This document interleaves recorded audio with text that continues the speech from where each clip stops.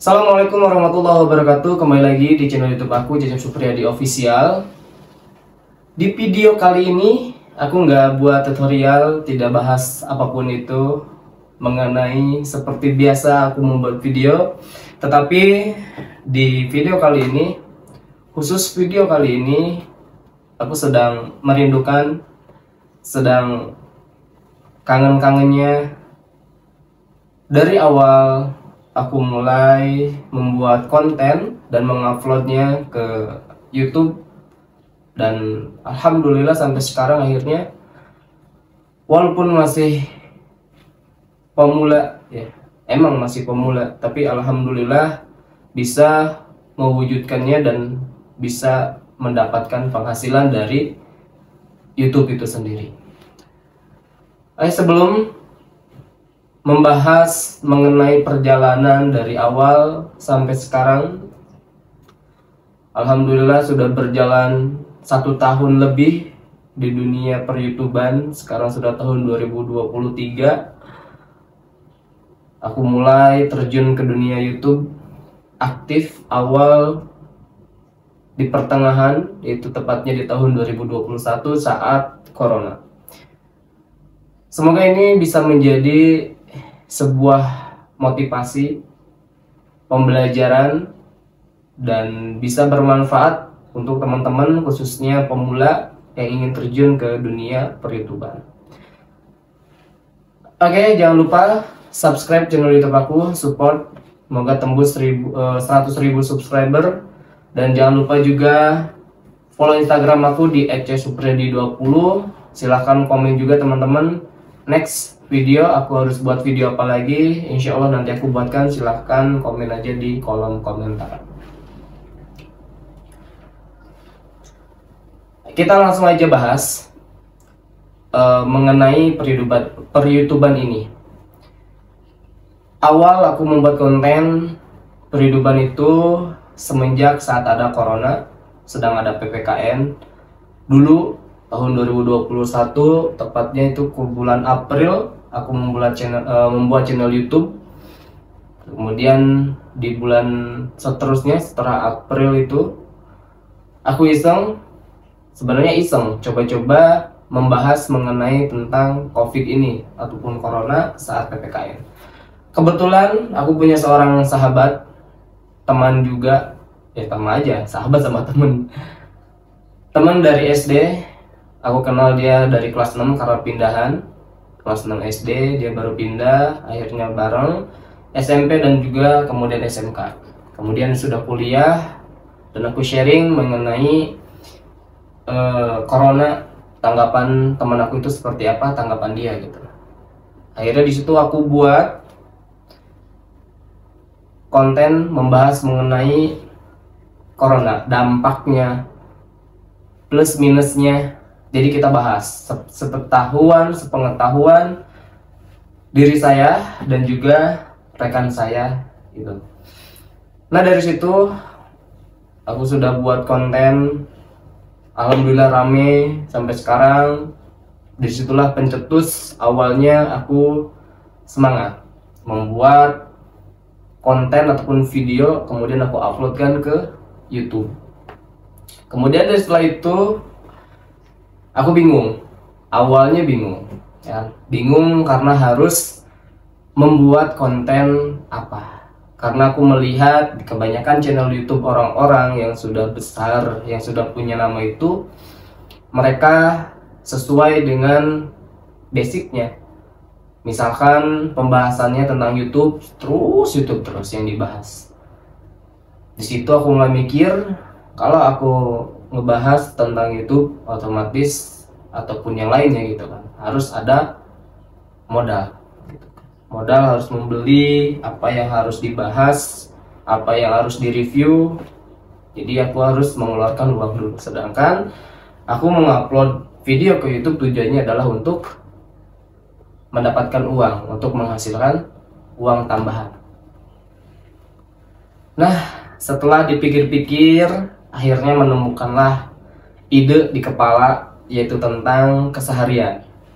Istilahnya konten keluarga, ya mungkin Pemerannya masih aku sendiri, belum keluarga kecil, tapi insya Allah kedepannya akan menjadi keluarga yang besar. Amin.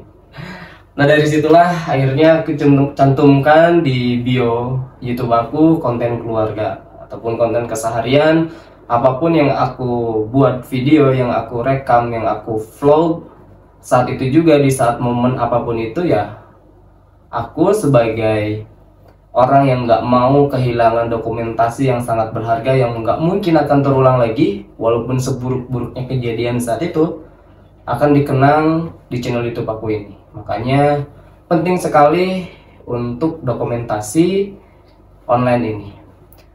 Akhirnya aku buatlah channel YouTube. Nah setelah menemukan YouTube ini aku mau bawa kemana, arah kemana, mulailah aku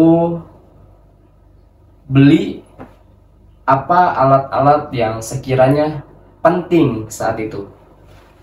Ingat sekali saat pertama waktu mulai membuat konten di YouTube, aku membeli seperti tripod yang gurita yang kaki 3, ternyata sangat mengecewakan, tapi ya alhamdulillah masih bisa dipakai sesuai fungsinya karena belinya online juga ya, jadi ya istilahnya kena tipu. Kemudian aku beli tripod yang harganya dulu 24.000 kalau nggak salah ya di online, yang nggak awet lama dan nggak tahu sekarang kemana. Ini baru di samping saya biar nanti bisa menggunakan kamera juga gitu, walaupun harganya masih tergolong murah, tapi seenggaknya sesuai dengan fungsinya bisa digunakan.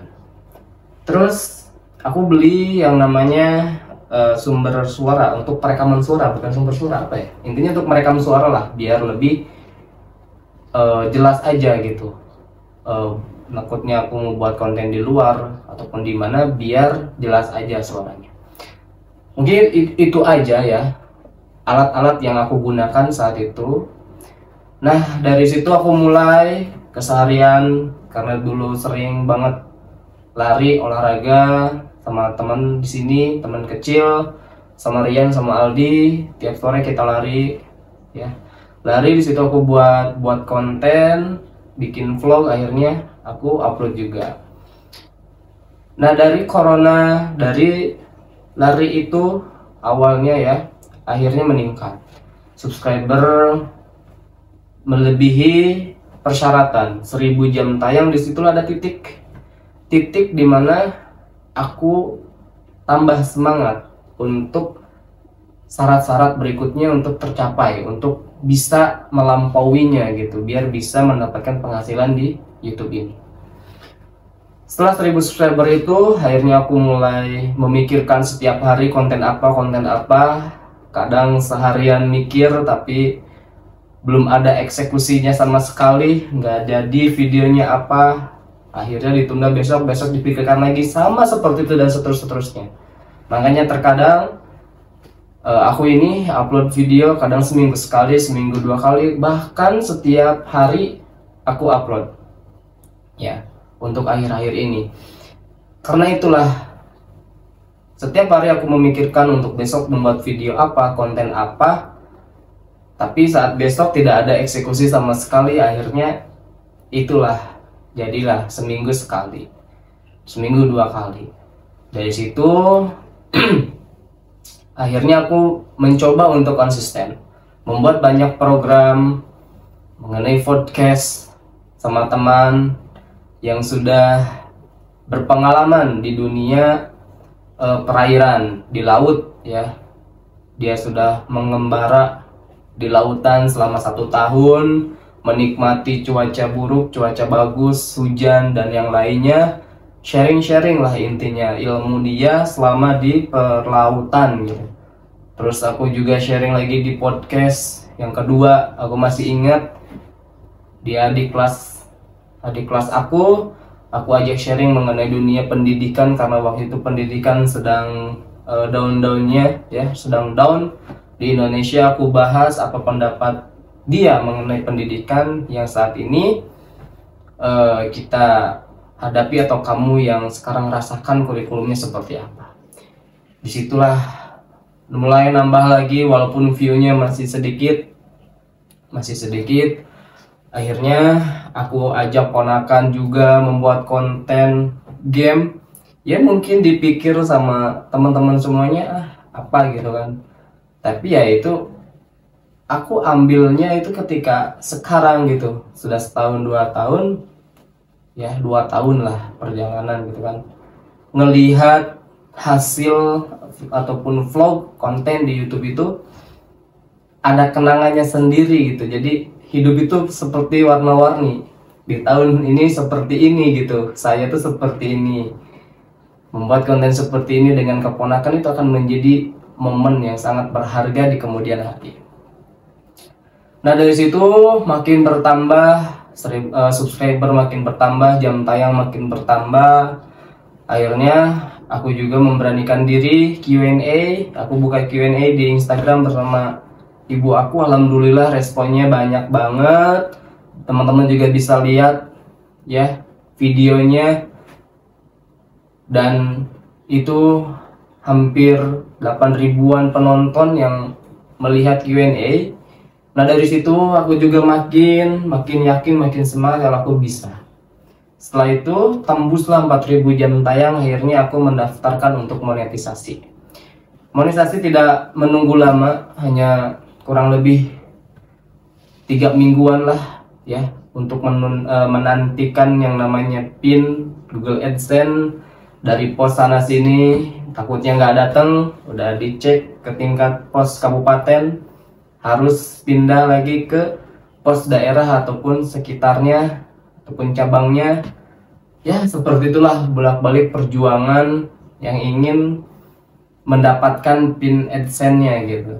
Dan akhirnya dari situ berhasil aku kaitkan, dan akhirnya jadilah AdSense. Bertampilkan iklan, pendapatan alhamdulillah walaupun masih kecil, tetapi kalau konsisten kitanya insya Allah kecil-kecil akan menjadi besar. Kemudian aku juga ajak lagi buat konten bersama saudaraku sendiri, Teteh ya. Teteh aku sendiri, aku acak-acak kontennya, acak-acak make up tentang dunia jin gitu kan, terus makan, review makanan di daerah setempat ya, aku tinggal bersama teteh aku dan juga keponakannya teteh aku juga ya disitulah rame. Kemudian ada sedikit penghasilan dari situ, aku memberanikan untuk membuat buku novel ya. Buat novel, aku bahas mengenai novel dari awal pembuatan aku, pengalaman aku sharing gitu kan. Dan alhamdulillah di situ juga rame membahas tentang novel, pendapatan tentang novel, kalkulasi pendapatan novel seperti apa, diperhitungkan. Alhamdulillah yang nonton rame, hampir 10.000 juga.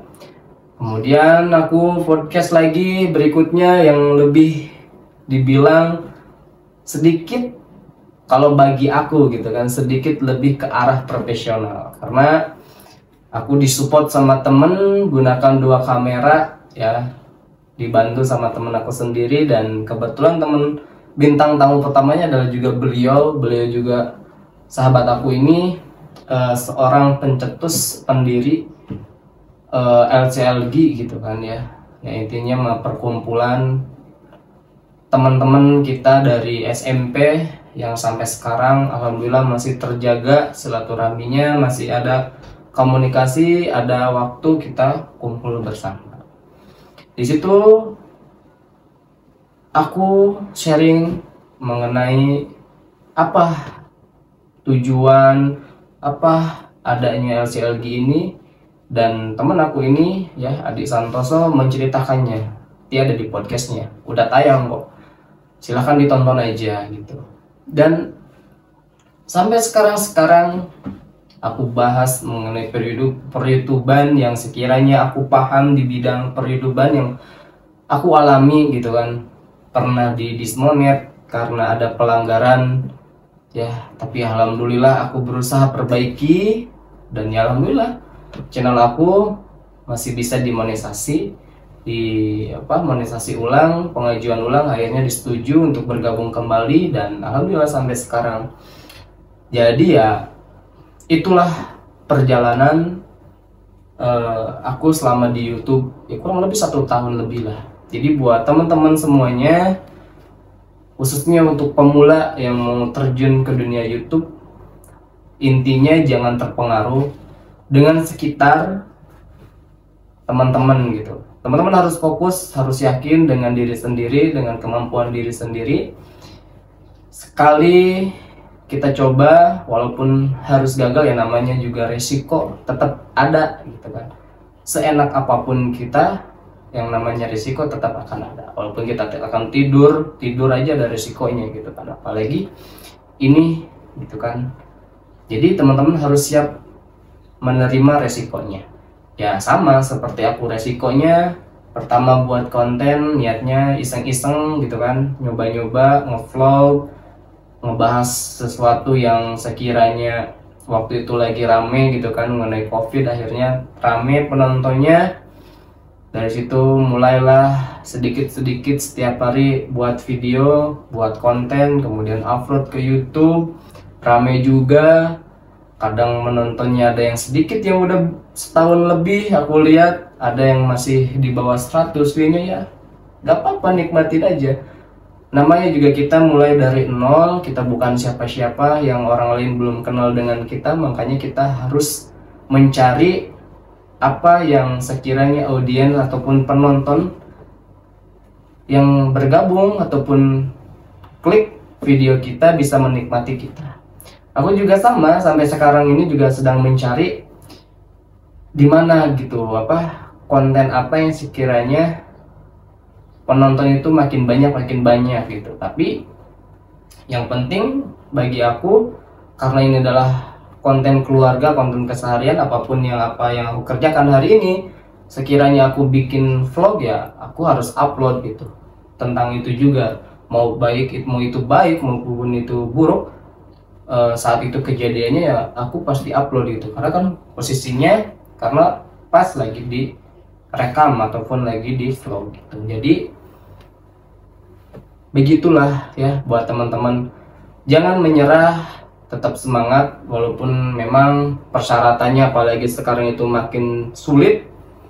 Udah 1000 subscriber, 4000 jam tayang, kemudian ada lagi karena inflasi Rusia ke Ukraina, jadi peraturan-peraturan makin diperketat untuk join menjadi tim kreator di YouTube. Apalagi ada perpajakannya yang setiap teman-teman mendapatkan penghasilan akan dipotong ya. Awal itu sejak kapan ya? 2022 kayaknya, awal tahun 2022, saat pas inflasi aja, intinya pas inflasi si Rusia dan Ukraina berselisih, akhirnya pihak YouTube mengonfirmasi bahwasanya ada akan peraturan tambahan ataupun peraturan yang baru gitu. Kalau misalnya teman-teman tidak mendaftarkan pajak, itu kenanya setiap penghasilan 30%, tetapi kalau sudah kita mendaftarkan pajak akan dipotong 10% saja untuk pajaknya. Ya intinya semangat aja buat teman-teman, jangan mudah menyerah ya, walaupun emang kitanya harus menunggu lama, tapi insya Allah kalau kitanya kontennya emang bagus, audiensnya kebetulan yang kliknya apa yang mereka butuhkan, yang mereka pengen lihat, ya pasti sehari juga bisa tembus gitu persyaratannya. Jadi ya itulah, kita nggak tahu video mana yang bakal rame. Yang penting tugas kita adalah membuat video dan menguploadnya ke YouTube. Ya mungkin itu aja, semoga ini bermanfaat buat teman-teman yang pemula ya, biar tambah semangat lagi gitu kan. Tapi kalau udah mendapatkan AdSense, udah ada iklannya, udah monetisasi, udah santai gitu kan. Walaupun nggak buat video sebulan, tetap penghasilan akan ada di video-video kita yang sudah lama, yang teman-teman yang baru bergabung ke channel kita, yang nonton channel kita, akan terus menjadi pendapatan kita. Tapi bagusnya lagi, sudah monet, kita setiap hari membuat video gitu. Dah itu aja ya buat teman-teman. Kalau belum puas dengan cerita aku selama di YouTube ini, bisa langsung DM aja di Instagramnya @csupriyadi20, atau bisa teman-teman tanyakan juga di kolom komentar. Nanti insya Allah aku jawab semampu aku, sepengetahuan apa yang aku bisa jawab ya. Itu aja, sekali lagi jangan lupa subscribe channel YouTube ini, support, dukung sampai 100.000 subscriber. Terima kasih. Wassalamualaikum warahmatullahi wabarakatuh.